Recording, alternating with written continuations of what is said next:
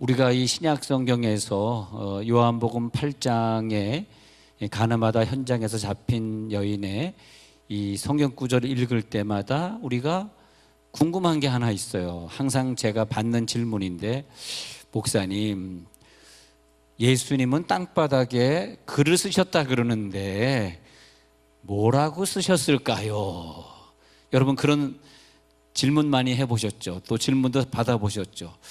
예수님은 땅바닥에 글을 썼다 그러는데 그 글의 내용이 무엇일까요? 혹시 아시는 분 계세요? 예수님이 뭐라고 썼을까? 혹시 아시는 분? 이렇게 질문하면 갑자기 고개를 숙이시는 분들이 계십니다. 무엇이라고 썼을까? 궁금하시면 좀 이따 말씀드리도록 하겠습니다. 어떤 신문에 이런 광고가 났다고 합니다. 아주 비싼 고가의 자동차를 남편이 타던 건데, 중고 시세도 엄청나게 비싼 건데, 이것을 사고자 하는 사람에게는 1불에 팔겠다. 1불에. 미국에서 이런 광고가 납니다. 1불에. 그러니까 사람들이 그거는 말도 안 돼. 거짓말이야. 장난치는 거야. 아니면 뭐 움직이지 않는 차겠지. 뭐 그러면서 별로 대꾸를 안 했는데, 어떤 분이 그래도 한번 전화나 해보자 해가지고 전화를 했습니다. 그랬더니 실제적으로 어마어마하게 비싼 차를 1불에 주겠다는 거예요. 그래서 가서 봤더니 진짜 차가 거의 새 차고 값이 엄청 비싼 수만 불짜리 차인데 1불에 주겠다는 거여서 그 이유를 물어봤습니다. 왜 이렇게 좋은 차를 1불에 주시겠다고 합니까? 그랬더니 사실이라 그러면서 자기 남편이 며칠 전에 죽었는데 유서를 보여주는 겁니다. 남편의 유언대로 저는 그대로 유언을 지키기 위해서 팔려고 합니다. 무슨 유언인가 했더니, 남편이 어떤 여자가 있었는데 죽으면서 유언을 하기를 그 여자에게 이 자동차를 팔아서 그 판값을 전액을 다 주라. 그런 유언을 하고 갔다고 합니다. 그래서 자기는 유언을 지키려고 하는데, 이걸 만약에 한 10만 불, 한 1억 정도에 팔면 그 여자가 1억 가져가니까 난 그대로 순종을 하긴 하는데 1불에 팔아서 1불 주려고 그런다. 1불은 한 지금 돈 한 1,100원 정도?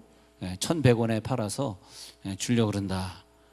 그래서 그대로 이 사람은 1불만 내고 한 1억짜리 자동차를 자기가 가져오게 되었다는 거죠. 이 말은 뭐냐 하면, 평생 그렇게 살면서 우리들의 마음속에 죄라고 하는 것을 잘 못 느끼고 살아가는 세대를 말하고 있습니다. 죄가 무엇인가? 죄의식을 못 느끼기 때문에, 자, 성경에 이것을 해라, 이것을 하지 말라, 율법이 있는데 그 성경을 안 봐서 그런지, 믿지 않는 사람이라서 그런지는 모르지만은 죄의식이 없다라고 하는 거죠. 죄의식이 사라진 시대, 너도 나도 죄의식이 없어진 시대. 그래서 내가 어떤 직업을 가지고 있었는데 이 직업을 통해서 내가 이것을 하면 잘못된 것이고 이것을 하면 합법적인 것이고 이런 생각이 있어야 되는데, 너도 나도 그런 생각이 없는 시대를 사니까 우리가 어떤 신문을 보면은 슬픈 기사들을 보곤 하시는 것 같습니다. 자, 죄의식이 무엇이냐? 헤롯 왕은 자기의 동생을 죽이고 그리고 동생의 아내를 빼앗았습니다. 세례 요한이 그것은 죄다 그러면서 죄의식을 좀 얘기해 주려고 했더니 오히려 세례 요한을 목을 잘라서 죽였습니다. 왜냐하면 헤롯 왕은 죄의식이 없는 사람, 양심의 가책을 못 느끼는 사람이었기 때문에 그런 거죠. 그런데 상대적으로 다윗 왕은 우리아를 죽이고 우리아의 아내를 또 빼앗았습니다. 그런데 또 나단 선지자가 나타나 가지고 그 다윗 왕에게 네가 이거 잘못했다 이렇게 얘기했을 때 아까 헤로드 왕과는 달리 다윗 왕은 거기서 곧바로 회개합니다. 그리고 내가 죄를 돌이키겠다고. 그러면서 그 성경 구절에는 얼마나 그 회개하면서 울었는지 그 눈물이 철철철 흘러넘쳐서 침상을 띄울 정도로 울었다고 성경은 기록하고 있습니다. 시편 51편에서 다윗은 그것을 이렇게 노래하고 있습니다. 나를 주님 앞에서 멀리하지 마시고 주의 성령을 거두지 마옵소서. 그 구원의 기쁨 다시 회복시키시고 그렇게 고백하고 있습니다. 너무 멀리 왔나요? 주님께 돌아가기엔. 내가 너무나 멀리 와 있습니까? 아주 돌아갈 수 없다는 것입니까? 회개의 고백입니다. 다시 주님의 얼굴 내 영혼 볼 수 있도록 나를 구원하소서. 그러면서 하나님 앞에 그는 돌아갔습니다. 그래서 그는 용서함을 받았고 하나님은 그의 모든 죄를 용서해 주셨다는 거죠. 우리가 받은 축복 중에서 양심이라고 하는 거, 이거 하니까 내가 양심에 이거 하면 내가 감옥에 가잖아. 내가 잘못되면 안 되지. 양심을 주셨습니다. 죄의식을 주셨어요. 이것이 죄야, 이것이 죄 아니야. 우리 교우들하고 함께 진해에 간 적이 있습니다. 진해에 갔다가 그 진해에서 전시해 놓은 그 잠수함에 들어가 본 적이 있는데 그 잠수함은 15명이 들어갈 수 있는 적정 인원입니다. 근데 15명이 들어가서 숨을 쉬는데 하루에 산소 값이 600만 원이라고 합니다. 그러니까 하루 매일같이 600만 원어치의 산소를 15명이 먹으니까 우리가 하루 동안 공짜로 먹는 산소값은 하루에 40만 원어치를 우리는 공짜로 들이마시고 있습니다. 만약에 우리가 이 산소가 떨어져 가지고 하루 종일 산소를 어서 공급받아야 된다 그러면 40만 원씩 내야 된다는 거죠. 그것도 하나님의 큰 선물이에요. 하나님이 우리들의 건강을 주셔서 공짜로 산소를. 여러분 우리가 뭐 농사꾼들이라든지 미역을 따서 파는 사람, 전복을 따서 홍합을 따서 파는 사람, 다 하나님이 주신 거 갖다 장사하는 거지. 자기가 홍합 만든 기술 없고 자기가 전복 만드는 기술 없어요. 요즘은 또 우리나라에 전복을 양식해가지고 얼마나 싸게 전복을 먹는지. 어렸을 때는 구경도 못하던 전복을 그냥 돈만 있으면 먹는 시대가 됐습니다. 저는 돈을 아끼려고 요즘 이 무더운 여름에 집에 에어컨이 없어가지고 지는 밤에도 얼마나 땀을 흘리면서 잤는지. 그래서 에어컨이 없으니까 목욕을 자주 해요. 땀이 껍적껍적하니까 끈적끈적한 껍적껍적은 이북 사투리고 죄송합니다. 끈적끈적하니까 그러니까 그냥 목욕을 자주 하고 살았는데 그래도 이제 말복이 지나가니까 조금 잠을 좀 이룰 것 같아서 감사하고요. 근데 우리가 이 시대에 하나님이 주신 공기라든지 음식은 다 공짜로 얻는 거죠. 여러분 장사하고 있는 거 그거 여러분들이 만들었습니까? 다 하나님이 밀가루 주시고 하나님이 쌀 주신 거지. 그래서 쌀 한 톨 만들 수 있어요. 그런데 이렇게 공짜로 많은 걸 누리고 사는데 더 감사한 것은 우리 속에 죄의식을 줬다는 거예요. 이거 하면 안 되지. 근데 예수를 믿는 사람에겐 죄의식이 강하고 예수를 안 믿는 사람은 죄의식이 없는 거죠. 그게 차이가 있는 거예요. 그래서 이 세상을 개혁할 때는 죄의식이 있는 사람이 개혁하는 거예요. 죄에 대한 개혁이거든. 이거 하면 안 돼. 이렇게 살면 안 되지. 이런 사람들에게 하나님이 개혁의 은혜를 주셔서 문화를 개혁시키고 그 시대의 신학을 개혁시키고 그래서 그 시대의 그 목사님들이 어떤 설교를 하고 있는가 들어보면 하나님의 그 시대를 얼마나 축복하는지를 알 수 있어요. 그래서 목회자들은 설교할 때 인간이 기뻐하는 설교를 하면 안 되고 예, 하나님이 기뻐하는 설교를 해야 돼요. 하나님이 기뻐하고, 그리고 이미 사망을 만난 자들이, 이미 천국과 지옥에 가 있는 자들이 맞다고 인정할 수 있는 설교, 죄를 죄라고 말할 수 있는 설교, 천사가 듣고 야, 네 설교에 내가 동원돼서 너에게 부흥의 축복을 주리라, 너에게 선교할 수 있는 은혜를 주리라, 천사가 감동되는 설교. 오늘 그 설교를 듣고 있다고 생각하는 분만, 복받을 사람만 한번 손뼉으로 하나님 앞에 영광 한번 돌려보시기 바랍니다. 예. 예, 손뼉 안 칠 수가 없는 거죠, 이런 분위기에서는. 예. 하나님이 우리를 사용하실 때 죄의식을 깨달을 수 있는 사람들, 오늘 성경에 보니까 첫 번째 사람이 나오는데, 이 여인은 죄를 의식하는 여자입니다. 어떻게 의식하냐? 내가 이러다가 돌 맞아 죽지. 알았습니다. 죄가 무엇인지 알았습니다.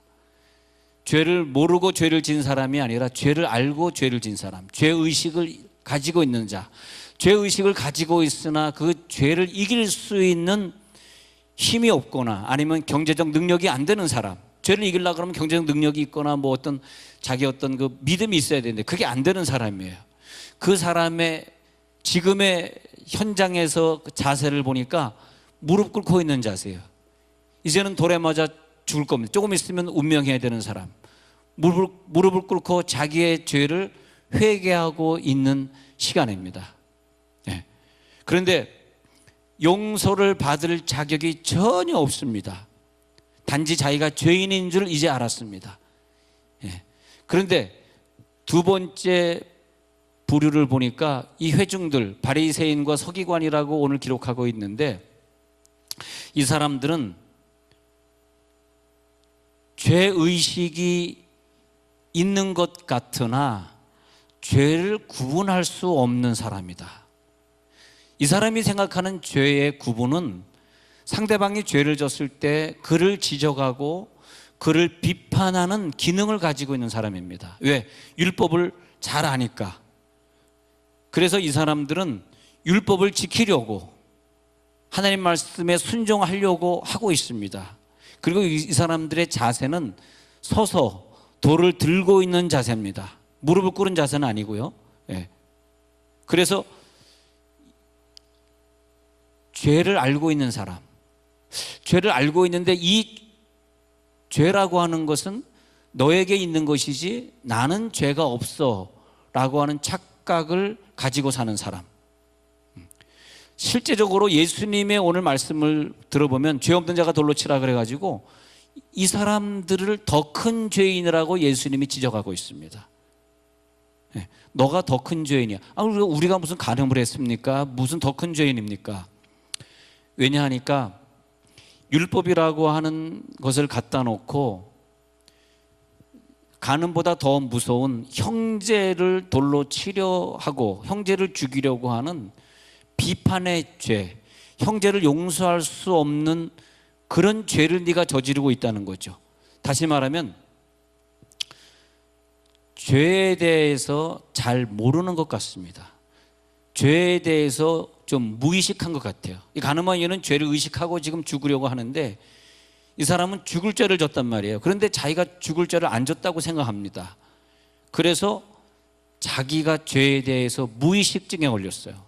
나는 죄 없어, 너는 죄인이야. 항상 그러죠. 나는 잘한 것 같은데 너는 잘못한 것 같고. 예.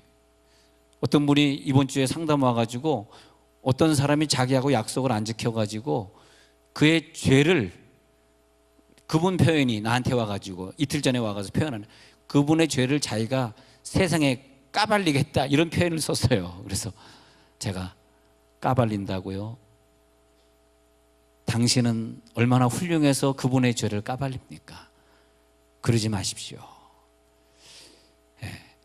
하나님이 살아계시는데 어떻게 그것이 당신을 보호할 수 있겠습니까? 분이 나중에 은혜 받았다 그러더라고요. 목사님 은혜 받았습니다. 절대 까발리지 마시고 덮어주시고 그냥 모르고 넘어가십시오. 이 사람들은 예수님이 양심을 건드렸어요. 그 속에 감춰져 있던 죄의식을 꺼냈습니다. 그 말이 뭐냐면 죄 없는 자가 돌로 치라. 어떤 사람은 이걸 또 헷갈려가지고 돌 없는 자가 죄로 치라 막 이러는 사람들 있어요. 돌 없는 자가 죄로 치라. 죄송합니다. 예. 말이 빠져서 이가 헛나왔네요. 자, 그래서 죄 없는 자가 돌로 치라. 죄 없는 자가 돌로 치라. 그러니까 그때 자기의 죄성이 떠오르게 되었습니다. 나라고 죄 없는가? 그리고 그들은 죄 지은 사람들이 있는, 가늠한 여인이 있는 그 죄 지은 현장에서 하나둘 돌을 버리고 그 장소를 떠나게 되었습니다. 그 장소에서 떠나야 합니다. 돌로 치는 현장에 우리가 있으면 안 됩니다. 그것은 자기 죄를 모르는 거예요. 자기가 얼마나 더 악한 죄인인지 모르는 거예요. 남을 향해서 돌을 던지면 안 됩니다. 그건 기독교인이 할 행동이 아니라는 거죠. 예수님의 자세는 몸을 굽히신 자세였습니다. 오늘 성경에 보니까 예수께서 몸을 굽히셨다 그렇게 말하고 있습니다. 예수님께서 몸을 굽히셨다. 고린도후서 5장 21절에는 이렇게 표현하고 있어요. 하나님이 죄를 알지도 못하신 이를 우리를 대신하여 죄로 삼으신 것은 우리로 하여금 그 안에서 하나님의 의가 되게 하려 하심이라. 예수님은 죄를 알지도 못하셨어요. 죄를 의식하지 않는 분입니다. 자기가 죄를 안 져봤기에, 가늠한 죄를 안 져봤기 때문에 가늠한 여인이 어떤 즐거움일지 아픔일지 얼마나 가난했을지 사실은 잘 모릅니다. 죄를 져본 사람이 돌을 던지는 거지 죄를 안 져본 사람은 그 죄가 뭔지 몰라요. 예. 저는 술, 담배를 평생 안 해봤기 때문에 그냥 술, 담배가 얼마나 즐거운지 잘 모릅니다. 그래서 저는 솔직히 얘기하면 술, 담배 하는 사람은 저는 정죄를 안 합니다. 왜냐하면 얼마나 맛있으면 저걸 저렇게 때려 먹을까. 제 자기를 정죄 안 합니다. 예. 그냥 농담으로 정죄하는 거지 실질적으로는 정죄 안 합니다. 왜냐하면 얼마나 맛있으면 나도 뭐 한번 먹기 시작했으면 엄청나게 먹었겠죠.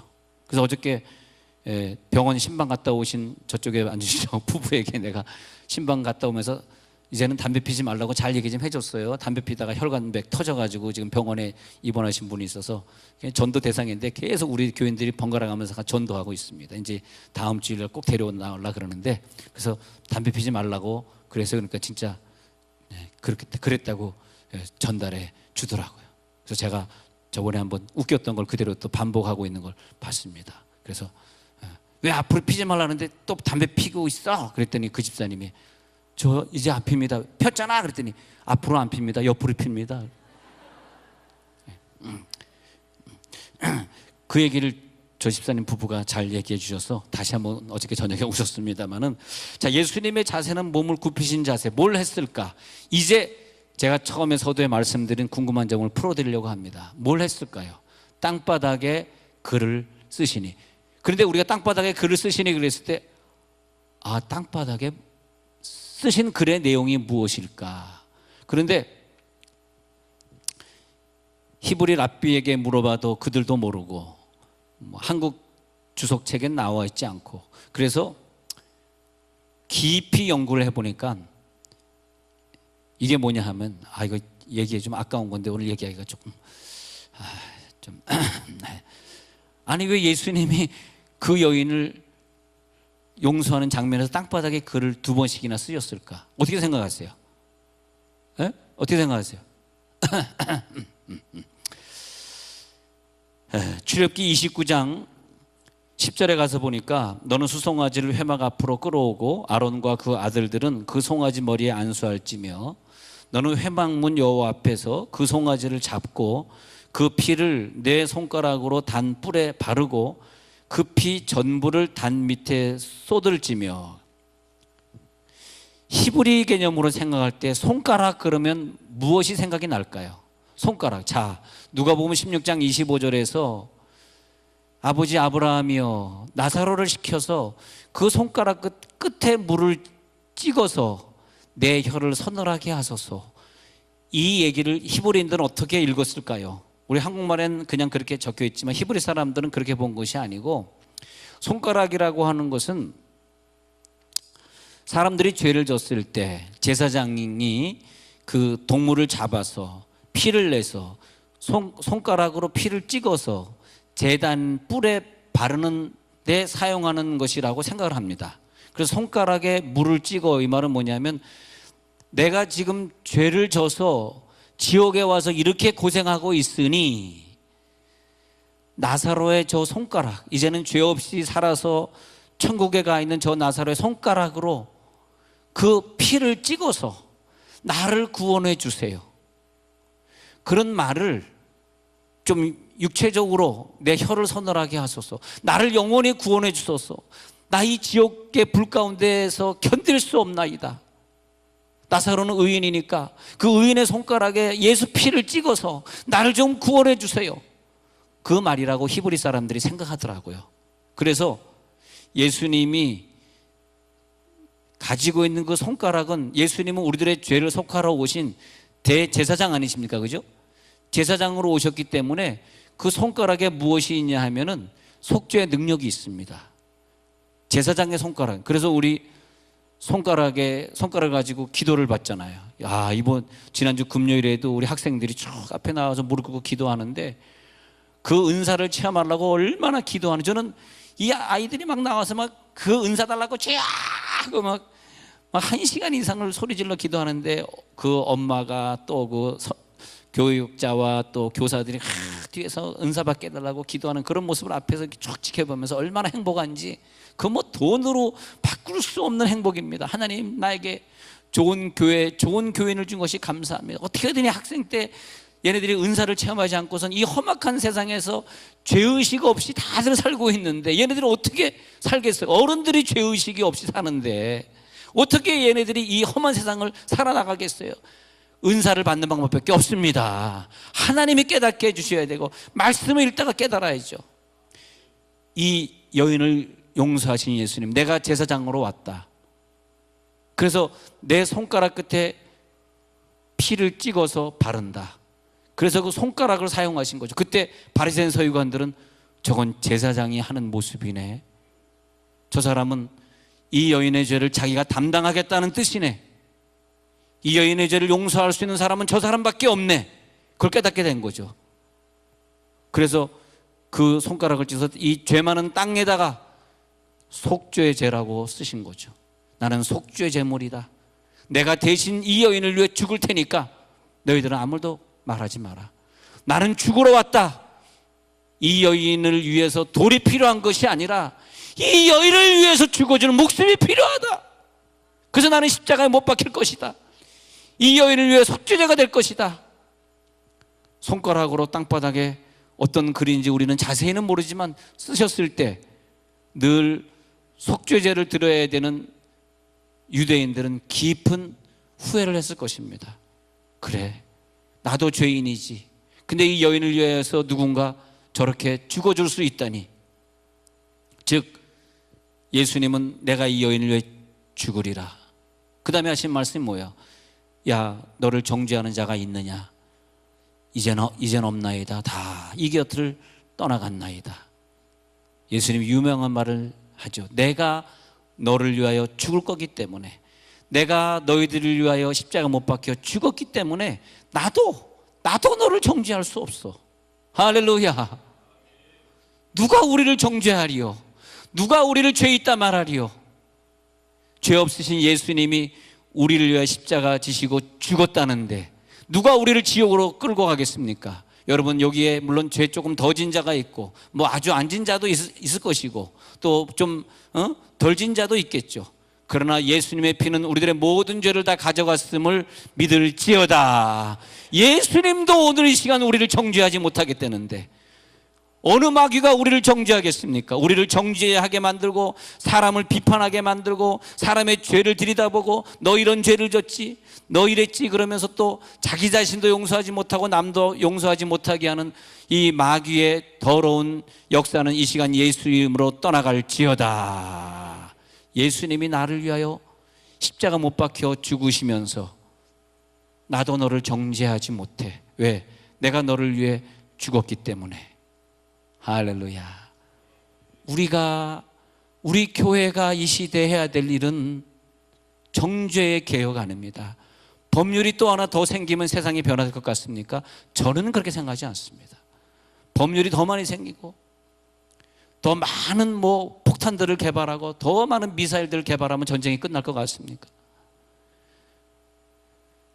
주여, 우리 속에 있는 죄의식을 살아나게 하시고 무엇이 죄인지 알게 하시고 이제 우리를 통하여서 죄를 이길 수 있는 자를 통해서 저 사람이 어려울 때 저 사람들의 죄를 대신 책임지는 사람들이 되게 하시고 주여, 이 시대에 개혁을 시작하게 하옵소서. 개혁은 뭐냐? 법을 만드는 게 개혁이 아닙니다.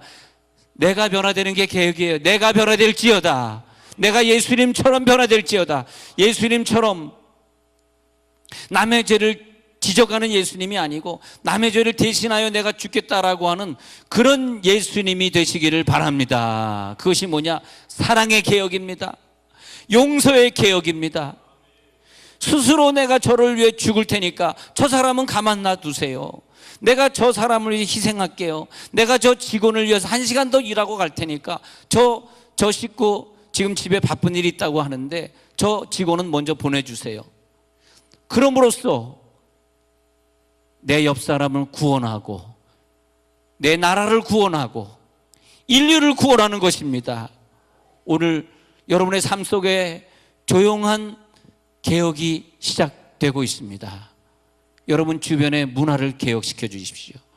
죄의식이 없기 때문에 예배를 안 드리는 것이 얼마나 큰 죄인지 모르고 있는 이 시대를 향해서 목숨 걸고 예배 드리는 자의 모습을 보여주면서 여러분 주변을 개혁시키기를 간절히 축원합니다.